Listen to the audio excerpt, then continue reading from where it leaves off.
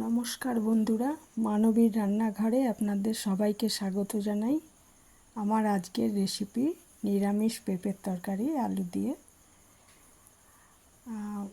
এর মধ্যে একটু ছোলাও দিয়ে দেব। আমি আমার গাছের পেঁপে নিয়ে নিয়েছি দুটো। দেখুন এখনও আঠাগুলো লেগে আছে। এই পেঁপে আমি আগে টুকরো করে নেব, ভালো করে নিয়ে ভালো করে ধুয়ে নেব। নিয়ে আমি এটা প্রেসার কুকারে অল্প ছোলা দিয়ে সেদ্ধ করে নেব, পেঁপে আর আলু আর ছোলা। কারণ সময় কম ছিল হাতে, তাই প্রেসারেই সেদ্ধ করে নিলাম।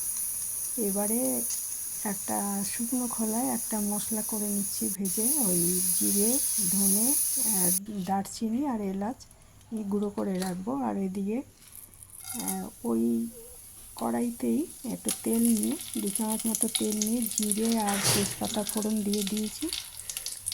এটা ভাজা একটু হয়ে গেলে ফোড়নটা, এর মধ্যে আগে থেকে করে রাখা আমি বাটা মশলা ব্যবহার করেছি। আজকে জিরে, ধনে আর আদা বেটে রেখেছিলাম, আর একটু লঙ্কা গুঁড়ো দিয়ে দিয়েছিলাম এর মধ্যে। আর মশলাটা একটু ভাজা হয়ে গেলে এর মধ্যে নুন আর হলুদ দিয়ে এটা কষিয়ে এর মধ্যে সেদ্ধ ওই পেঁপে, আলু আর ছোলা এগুলো দিয়ে, যেহেতু এটা সেদ্ধ করাই আছে বেশি সময় লাগবে না, দিয়ে একটু গরম জল দিয়ে দিয়েছি এর মধ্যে, দিয়ে এটা রান্না করে নেব। এটা খুব কম সময়ে হয়ে যাবে, সবই তৈরি আছে বলে। আর নামানোর আগে একটু ওই যে গরম মশলা করে রেখেছিলাম, ভাজা মশলা, সেই মশলাটা মিশিয়ে দিলাম আমি। দিয়ে একটু নাড়াচাড়া